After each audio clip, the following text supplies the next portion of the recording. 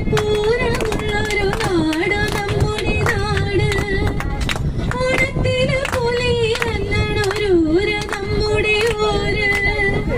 ഇപ്പറഞ്ഞ നാടിന് കരയേഴു മുട്ടുക്കു പേര്.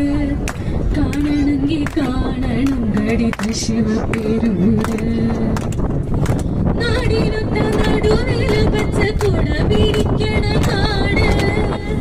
വട്ടത്തില് കൂടുവാനവിടവും കൊണ്ടൊരുപാട്. തേക്കിൻകാടെന്ന് പറന്നു പോരണ പേര്. കൂടണമെങ്കിൽ കൂടണം ഗടിത ശിവപെരൂര്. പുത്തൻ പള്ളിയോ